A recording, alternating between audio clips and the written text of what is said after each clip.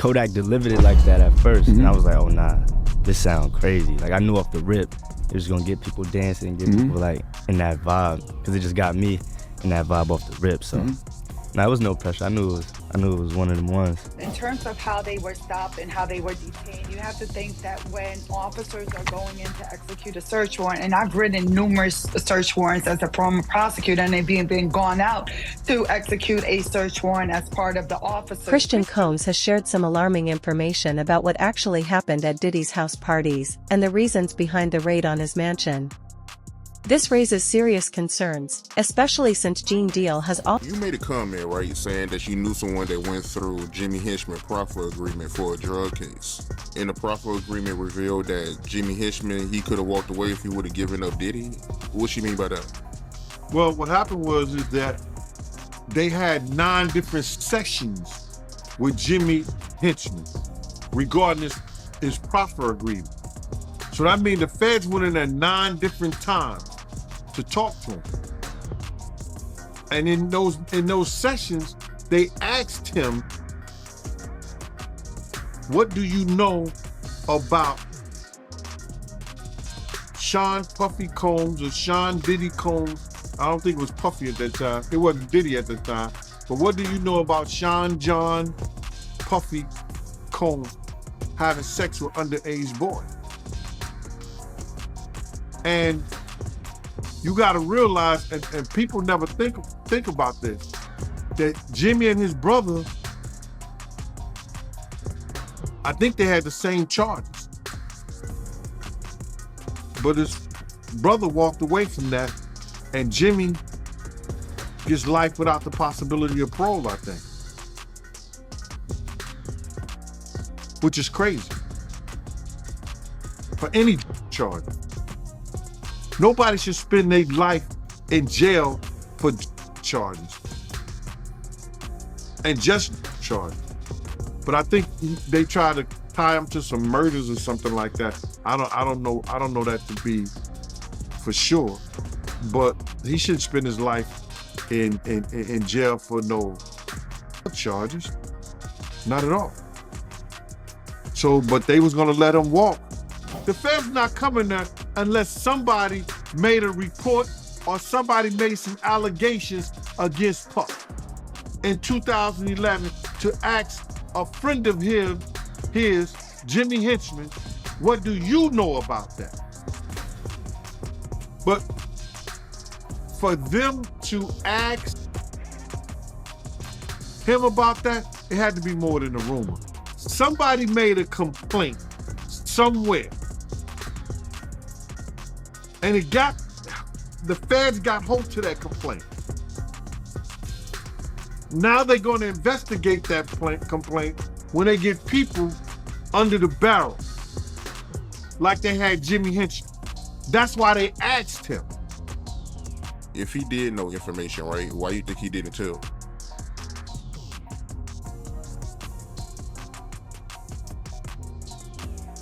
Then they would ask, how do you know? And then it comes into play, whereas that if you know of anybody that's endangering the welfare of a child, and you see that, and you don't report it, you're just as guilty as the person who does it. There has been a lot of speculation about Diddy's connections to Epstein and child trafficking. When you consider how he has treated stars like Justin Bieber and Usher, it's hard to trust him around children. Out arenas and everything, starting to act different, huh? You ain't been calling me and hanging out the way we used to hang out. Well, I mean, you try to get in contact with me, through all my, partners and whatnot. But you never really got my number, so. Correct. Okay. My number? Yeah. Tell you my number. Yeah. Yes. Woo. Okay. All right, so I'm gonna be driving this next year. Yeah, when you get 16, you come down there, you gotta, wear your seat. I mean, I'm 15. You could ride in the passenger seat. I got my permit. Not yet. No. 16. No. 16. Let's slow down, Jess. Okay. Let's slow down, okay? One step at a time. But yeah, the keys is yours, and when you get 16, you're good to go. I'm good to go. Yeah. Then when you get 18, you get the house. You get the mansion. Okay. Yeah. The mansion. Yeah. So where are we off to now? Where would you like to go? I mean, wherever you want to go. Where we go? So check this out, yo. Justin, you ever seen the movie 48 Hours? Right now, he's having 48 hours with Diddy, him and his boy. They're having the times of their lives, like, you know, where we hanging out and what we doing. We can't really disclose, but it's definitely a 15-year-old's dream. You know, I have been given custody of him. You know, he signed to Usher. I'm signed to Usher. I had legal guardianship of Usher when you know he did his first album. I did Usher's first album. I don't have legal guardianship of him, but for the next 48 hours, he's with me. So and we gonna go full crazy. Going crazy. Crazy. I'm taking this out tonight. What you wanna do? What you wanna do over the next 48 hours? 48 hours. Let's go. Let's just go get some girls. Let's go hang out some girls. Man after my heart. That's what I'm talking about. Then there's the incident where Diddy allegedly pressured him into drinking alcohol while he was still underage.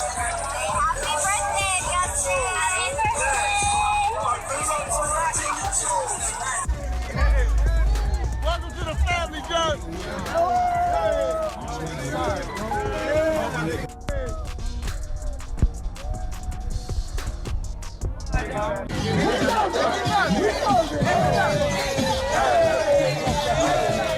Usher wasn't safe either. Many people are now comparing this situation to how Usher was reportedly groomed. I moved to New York City, and I lived with Sean Puffy Combs for a year. That's the crazy thing. Now, that was L.A. Reid's idea, right? We're sending you over to something called Puffy Flavor Camp. There you go.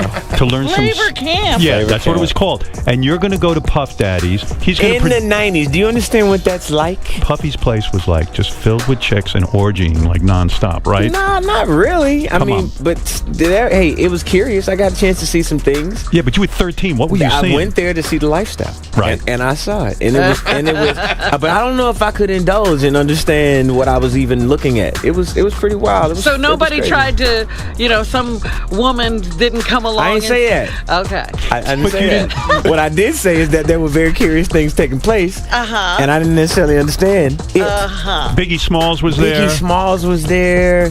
Lil' Kim, Craig Mack. All these people are hanging around. Yeah, man. Faith Evans, Jodeci, Mary J. Blige. They didn't know nothing about this shit. Oh. I was having a good time. You know what I mean? Does he have you doing any chores? Are you doing dishes at all? I mean, to keep you humble somewhat? Or are you just like, can you stay up till 4 a.m. with them and party? I mean, I could. I actually stayed up longer than them. And do you have money? What's going on? I mean, I had like per diem. I had like, What like a life. living. Yeah, it's pretty crazy. 14 years old. You're a dad now. Would you ever send your kid to Puffy Camp? Hell no. Unfortunately, it seems Usher might still be protecting Diddy. According to Gene Deal, some believe this could be a trauma response, with Usher feeling pressured to defend Diddy because This is a lawsuit, right? Lil Rod, he alleges that, Diddy told him personally that he had sex with Usher. And when you look at the lawsuit, even though they got Usher name redacted, you could tell who it is because they describe him as the guy that performed at the Super Bowl. Right. So, I mean, we all know who that is, but how you feel about that, man? Well, I mentioned that earlier, that he said about Stevie J. The Usher part, that's a touchy situation, man. You know what I'm saying? Because I had a certain feeling, and I felt a certain way when Usher got on Shay Shay, and I don't mean to mention other people's platforms, but he got on Shay Shay and he mentioned how great and how good Puff taught him and everything. You know what I'm saying? About the business, right? I know, and people know, that was around that in that time that Puff and Usher did have a situation. And that situation led Usher to the hospital. Now I let Usher explain that to y'all. I let Usher tell that story. But how dare you say a man that groomed you, you gonna give him a pass Bruh, you know I know. Let me reframe you on something. Remember, Usher? We was at the Swiss Hotel. Puff had Kim in the room. Had one of Keith Sweat's baby mothers in the big room outside the master bedroom. He came outside in his robe. She gave him a fillet right there. His back was turned to me. She gave him a fillet. You knocked on the door. I came and opened the door for you. Puff went in the room. You came in the room and kissed that girl dead in her mouth. Now I'm telling that because you taking up for somebody that you know and a lot of more people know didn't do you right when you was at Diddy camp.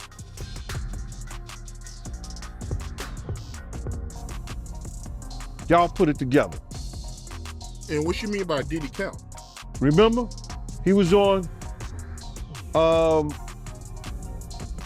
one of the talk shows.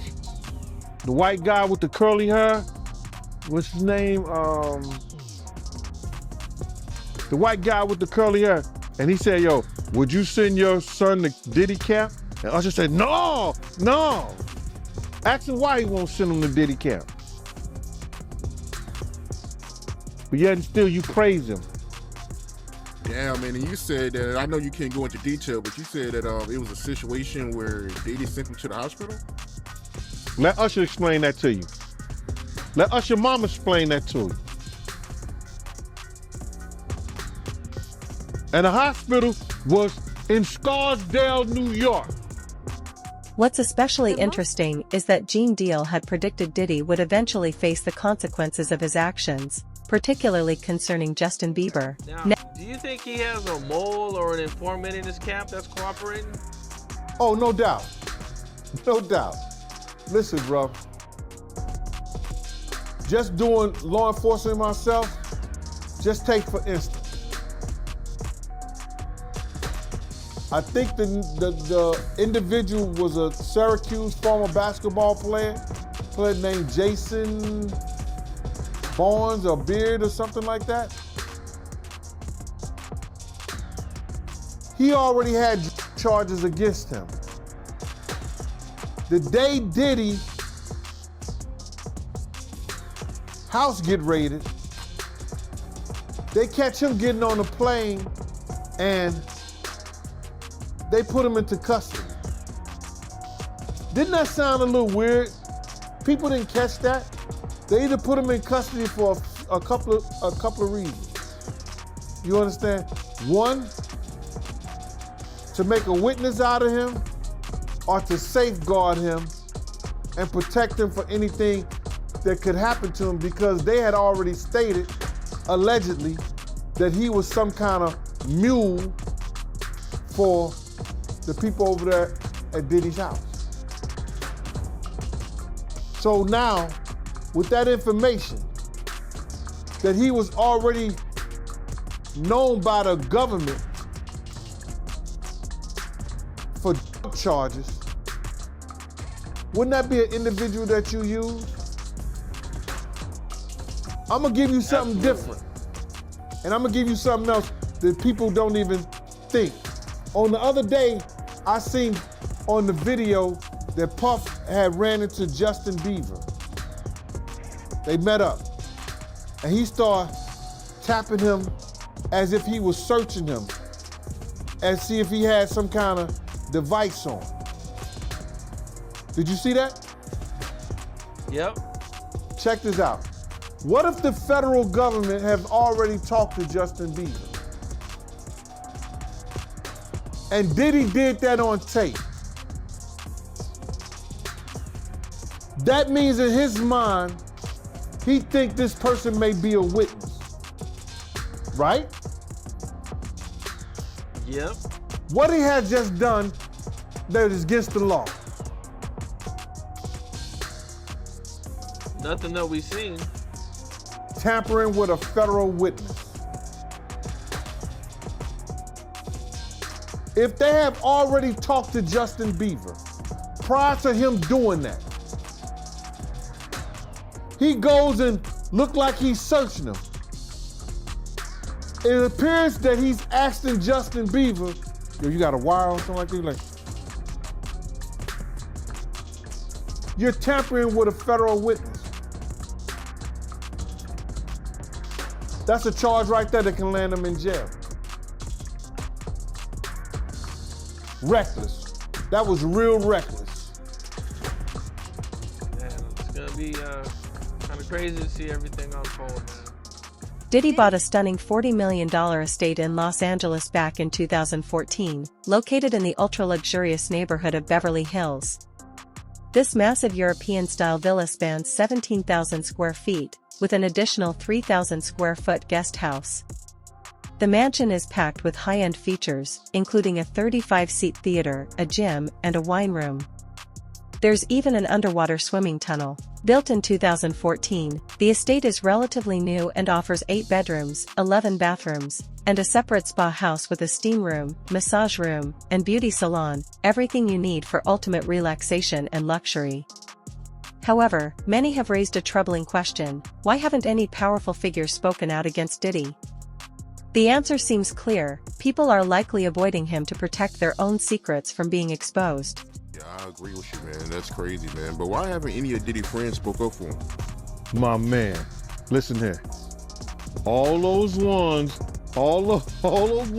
who made it to the Diddy party, to the after party, and to the hotel lobby, they not gonna ruin their brand. They not gonna say nothing. Man, I was watching the other day. Listen to me. They did that, they on Channel 2 News here in New York. Gayle King and Nate and that other guy, they were talking about, they showed him beating Cassie, and they showed him the apology and the whole 9 yards. All they said is that we have commentary about that, but we got to go to a commercial. They never came back and said nothing about it. Diddy has a lot of powerful friends, and many of them have been involved in his alleged heinous actions. Take, for example, Harve Pierre. He was in cahoots with Diddy for a long time, and together they are said to have done some messed up things. You know, Harve Pierre, how do you feel about him getting accused of sexual assault? Like I said, anything that has to do with those sexual, those people have to prove that. But are they capable? Yeah, they're capable. Look at the atmosphere. They in the music industry. They in the music business. They set up those type of, they learn the tricks of the trade.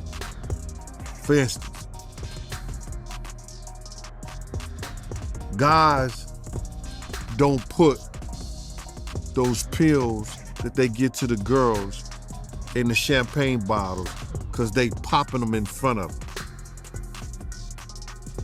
Most of those girls, especially if they like mixed drinks, you understand, they see the bottles when they open them, and they trying to keep their eyes on it because they don't want to get no kind of put in their system.